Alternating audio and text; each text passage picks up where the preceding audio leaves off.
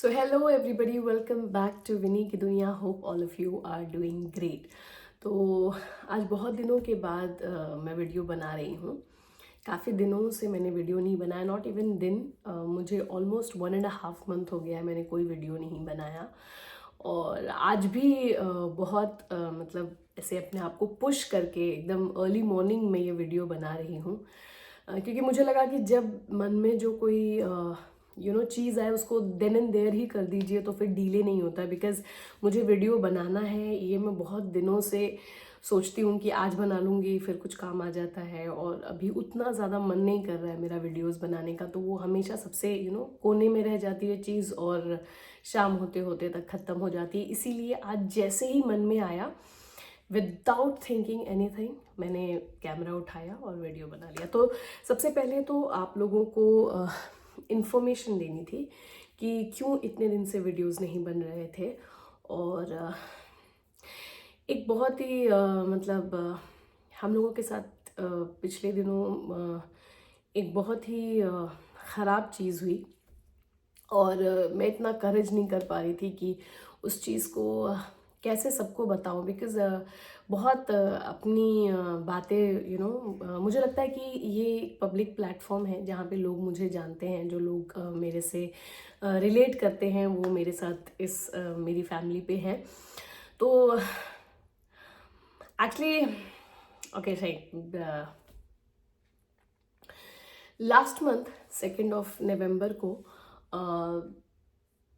हमारे पिताजी, जितने भी लोग मेरा व्लॉग देखते हैं वो जानते हैं कि पिताजी was a very integral part of my vlogs.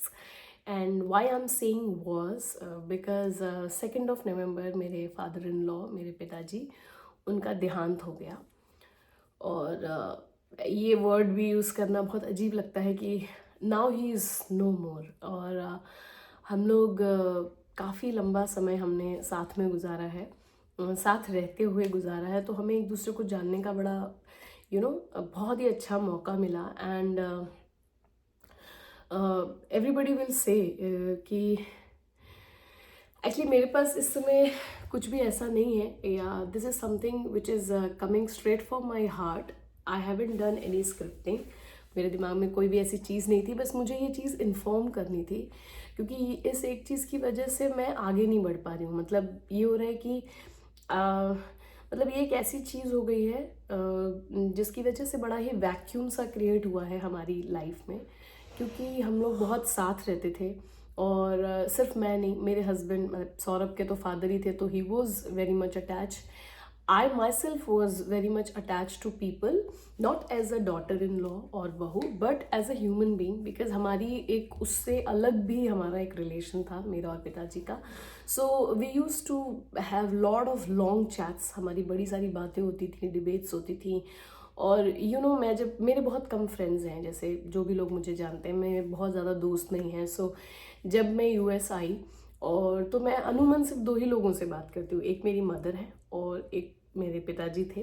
तो ये मेरा एक रूटीन था. So I have a proper routine और मैं अपने रूटीन के हिसाब से ही पूरा काम करती हूँ. तो even my routine has got disturb because वो एक वैक्यूम सा क्रिएट हो गया. और फिर लगता है कि अब उस समय हम क्या करें.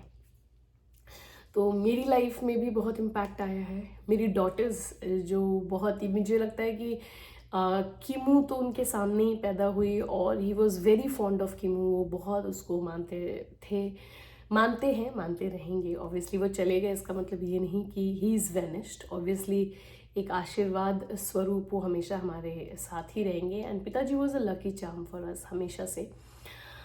एंड शिबू बहुत छोटी थी, 2.5 years, तब से लेकर के अभी थोड़ी वो समझदार है. मान लीजिए किमू तो उतनी समझदार नहीं है. समटाइम्स वो कभी कहती है कि मैं बनारस जाऊंगी, पिताजी से मिलूंगी, तो उसको वो नहीं है वाला कॉन्सेप्ट नहीं समझ में आता है. लेकिन शिबू को समझ आता है कि now Dadu ji is no more. तो वो हम लोग बहुत ही हम चारों जो हैं, हम लोगों के लिए एक वैक्यूम है. बहुत छोटी छोटी चीज़ थी. अभी सारी फीलिंग्स मैं आप लोगों के साथ शेयर नहीं कर सकती, क्योंकि नहीं कर पाऊँगी. क्योंकि आप बहुत सारी फीलिंग्स होती हैं आपके दिल में, दिमाग में, लेकिन सारी फीलिंग्स को आप सबके साथ शेयर कर लें, और वो भी पॉसिबल नहीं होता, क्योंकि जब आप अपनी फीलिंग्स को शब्द दे देते हैं तो उस फीलिंग्स के मायने ख़त्म हो जाते हैं, मुझे ऐसा लगता है। कुछ चीज़ें जो होती हैं वो सेक्रेड होनी चाहिए, जो इधर होनी चाहिए, आपके दिल में होनी चाहिए, आपके दिमाग में होनी चाहिए। So that is the reason कि क्या है, कैसे, मतलब बहुत सारी चीज़ें मैं नहीं आप लोगों के साथ बात कर पाऊँगी, बट लेकिन या that incident affected us all lot.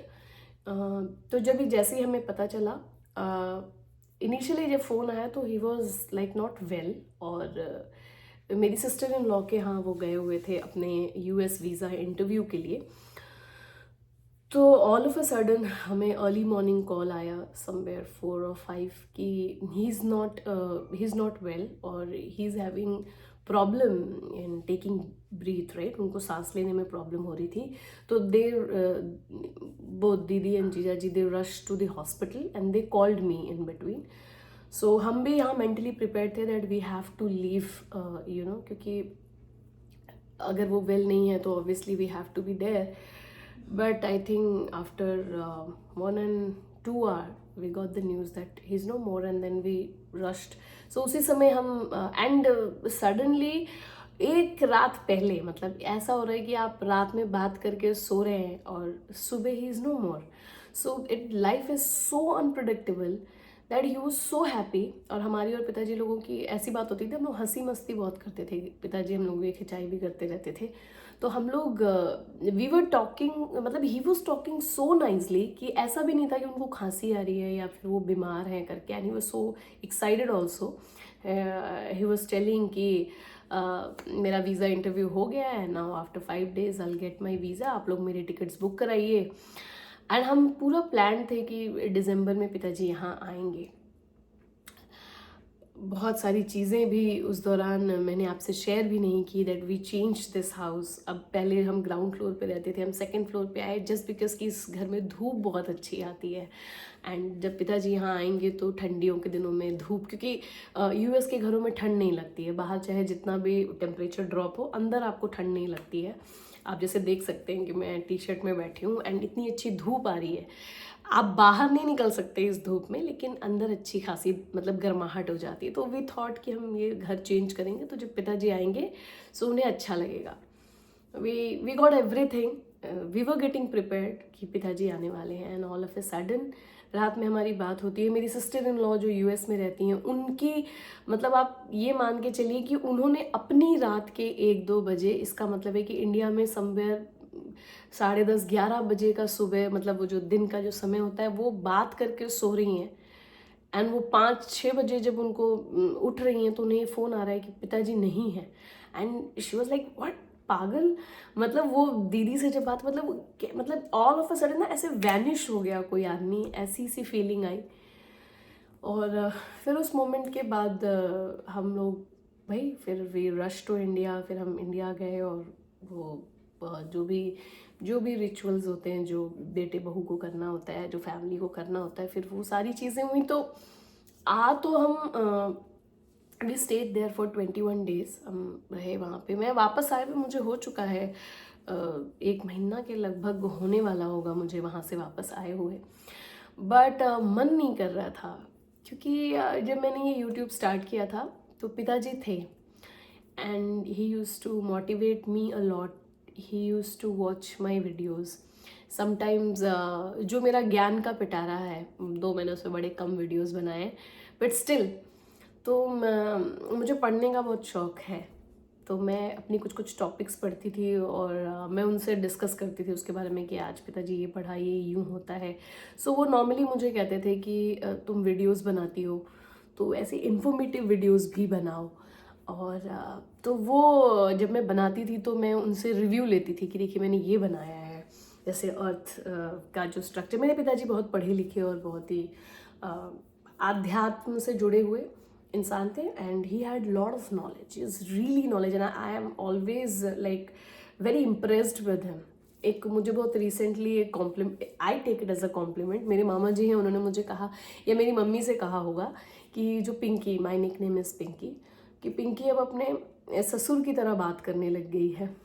क्योंकि क्या होता है कि जब आप किसी इंसान को बहुत ज़्यादा एडमायर करते हैं तो आप उसके मैनरिज्म को कहीं ना कहीं कॉपी करने लग जाते हैं। तो मैंने कभी कॉपी नहीं किया, बट आई थिंक ये indirectly I imbibed his way of talking, dealing things and all like that, and so he had a very good impact on my life because there are a lot of things he made me understand, and there are a lot of things I learned after my marriage, uh, because he was a person, he was not a very father in law, मतलब ससुर type का, मतलब sorry बहुत harsh light मुझे आ रही है, सो I move little bit.